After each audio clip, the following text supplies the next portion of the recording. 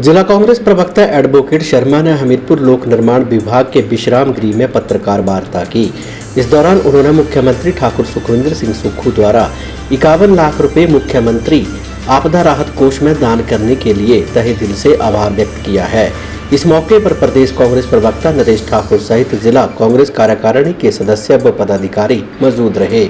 वहीं जिला कांग्रेस प्रवक्ता एडवोकेट रोहित शर्मा ने पत्रकार वार्ता के दौरान कहा कि केंद्र की भाजपा सरकार द्वारा महिला आरक्षण विधेयक लाने पर उन्होंने स्वागत किया है, लेकिन उन्होंने कहा कि सोनिया गांधी जब यूपीए सरकार में चेयरपर्सन थी तो उनके द्वारा महिला आरक्षण विधेयक पर राज्यसभा में चर्चा की गई थी।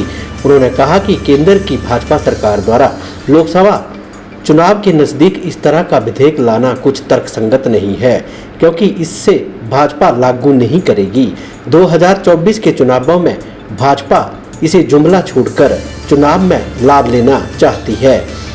वहीं एडवोकेट रोहित शर्मा ने सिट्टू के राष्ट्रीय सचिव कश्मीर सिंह ठाकुर पर पलटवार करते हुए कहा कि हिमाचल प्रदेश में सुक्खू की सरकार द्वारा जनहित के कार्य किए जा रहे हैं, बल्कि सिट्टू की तरह किराए पर आदमी लाकर हमीरपुर के गांधी चौक पर धरना प्रदर्शन का कार्य प्रदेश सरकार नहीं कर रही है।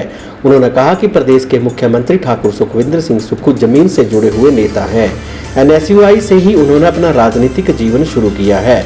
उन्होंने कहा कि मुख्यमंत्री का भारतीय जनता पार्टी के साथ कोई संबंध नहीं है।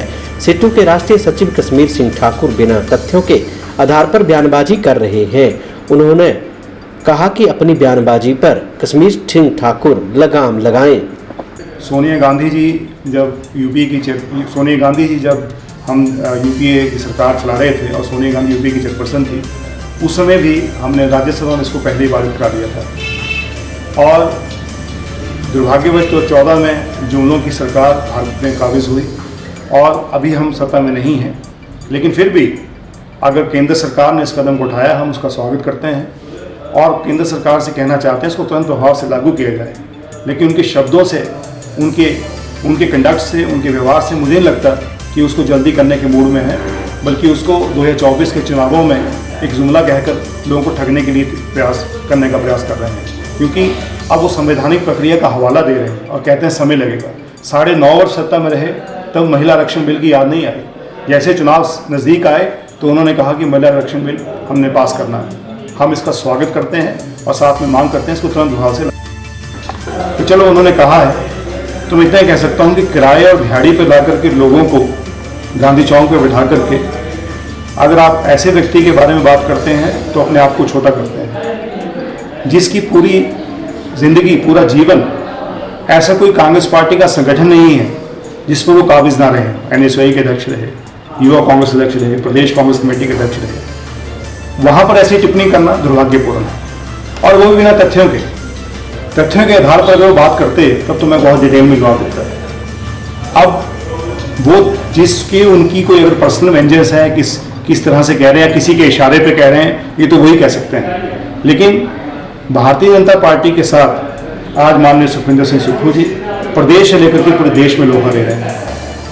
हिमाचल प्रदेश के हितों की पैरवी करने के लिए वो आज हमीरपुर होते हैं, कल शिमला होते हैं, परसों चंडीगढ़ होते हैं, उसके बाद दिल्ली होते हैं। तो उन्होंने अपनी तरफ से कोई कसर नहीं छोड़ी है कि हिमाचल प्रदेश के लोगों को कोई ना कोई राहत मिल पाए। और भारतीय जनता पार्टी के साथ तो उनका जो द्वंद्व तो 1986 से चल रहा है, जब से वो NSUI में। तो किसी के कहने से मुझे या उनको कोई फर्क नहीं पड़ता। हम तो सिर्फ ये कहना चाहते हैं कि विपक्ष की भूमिका अगर कोई निभाना चाहता है तो सकारात्मक रूप से निभाए, लोगों के जनहित के मुद्दे उठाए और लोगों के सामने कोई ऐसे तथ्य रखे जिसको हमें भी अवलोकन करने की आवश्यकता पड़े। अपनी पर्सनल सेविंग से 51 लाख रुपये राष्ट्रीय आपदा कोष में डोनेट किया, उसके लिए भी मैं उनको बहुत बहुत साधुवाद और उनका आभार व्यक्त करता हूँ, उनको बधाई देता हूँ। उनके इस कदम से लाखों करोड़ों लोग जो हैं वो प्रोत्साहित हुए हैं, प्रभावित हुए हैं। उन्होंने भी आगे बढ़कर उनको आदर्श मानते हुए राष्ट्रीय आपदा कोष में डोनेट किया है। मैं सभी लोगों को भी बहुत बधाई देता हूँ।